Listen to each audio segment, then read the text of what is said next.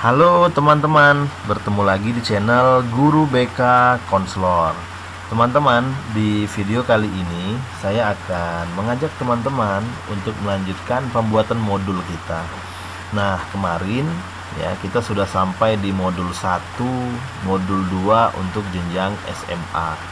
Nah, di video kali ini kita akan melanjutkan modul 3 dengan tema mengendalikan emosi.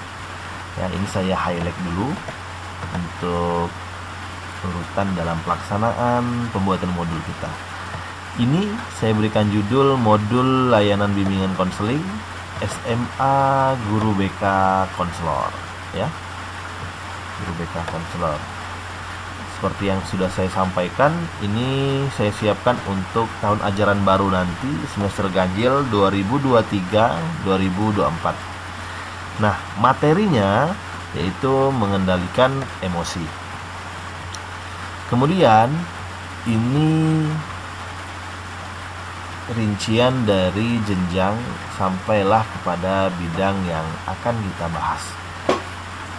Mulai dari kelas atau semester, kelas 10 semester ganjil 2023-2024, kemudian topik atau temanya mengendalikan emosi.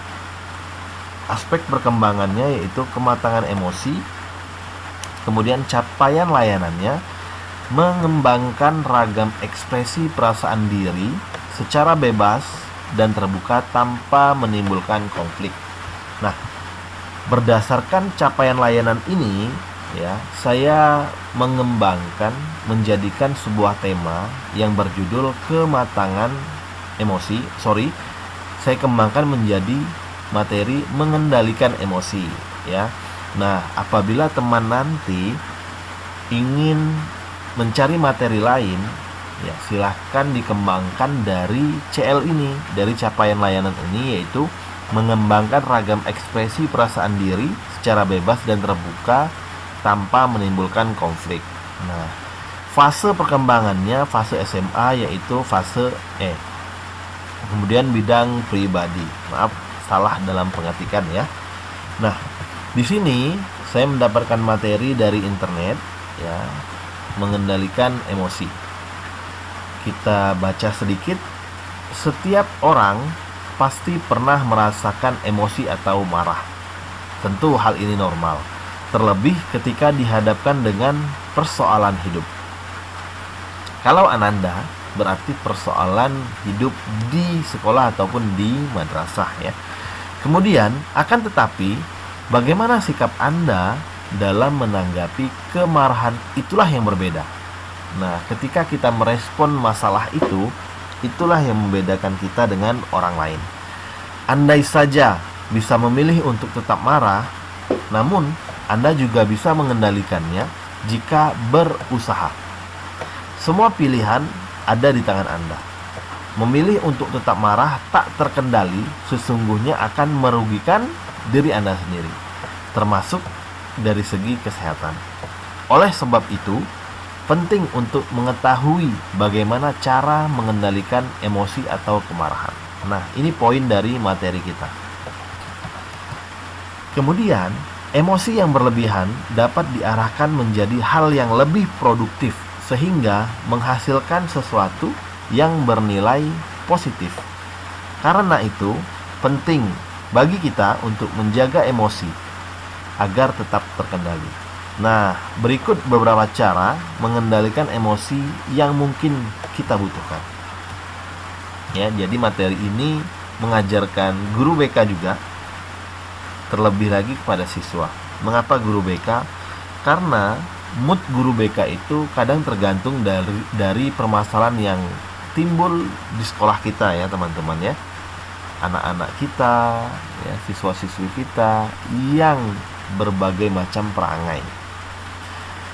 Yang pertama, di sini ada dengan cara menghitung, ya. Ini saya bacakan poin-poinnya saja. 2. Tarik napas yang dalam dan lambat. 3. Berolahraga agar emosi stabil. 4. Relaksasi otot. 5. Cari kata atau frasa yang menenangkan. Kemudian 6. Kelola emosi dengan mendengarkan musik. Kemudian 7, coba sesuatu yang berbeda. Kemudian 8, jangan bicara. Artinya lebih baik diam ya, seperti itu teman-teman ya. Kemudian kendalikan emosi dengan menenangkan diri. 10, berhenti sejenak dari aktivitas. 11, tuliskan kekhawatiran Anda. 12, lakukan konseling. Nah, itu dia ya. Nah, di sini saya sampaikan sumbernya ya. Ini saya mengambil sumber dari www.klikdokter ya. Cara jitu untuk mengendalikan emosi berlebih. Itu dari sedikit penyampaian dari materi. Kemudian saya lanjutkan dengan LKPD-BK. Nah, terdiri dari identitas ya, mencakup nama siswa, kelas, hari tanggal, judul materi layanan, tujuan dengan pemberi materi. Kemudian B, bahan dan alat atau metode ya. Jadi ini hanya contoh, jadi silakan teman-teman tambahkan apabila yang saya buat di sini kurang ya. Kemudian C, kegiatan atau latihan pemahaman peserta didik terhadap materi layanan. Kemudian kegiatan pertemuan ya, ini boleh lanjutan. Pertemuan berapakah sudah dari materi ini? Kemudian di sini ada 3 pertanyaan berkenaan dengan materi yang sudah disampaikan. Lanjut, angket evaluasi hasil layanan ya. Ini terdiri dari nomor, pernyataan, dan skor. Skor terdiri dari 1, 2, 3, dan 4. Nah, lebih efektif lagi jika dibuatkan Google Form. Sudah saya sampaikan di video sebelumnya. Selanjutnya ada RPL.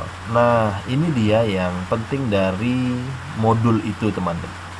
Jadi di dalam modul harus dilampirkan juga dengan RPL ya, sehingga urutan dari kegiatan kita bisa kita sampaikan di RPL ini. Mulai dari identitas, kemudian langkah-langkah kegiatan, sampailah kepada penilaian. Penilaian di sini saya buat yaitu penilaian proses dan penilaian hasil. Baiklah teman-teman, semoga bermanfaat apa yang saya sampaikan ini. Semoga menambah referensi kepada teman-teman. Semoga channel ini semakin terus memberikan hal-hal yang bermanfaat bagi guru, khususnya guru BK itu sendiri. Saya akhiri billahi taufik wal hidayah. Wassalamualaikum warahmatullahi wabarakatuh.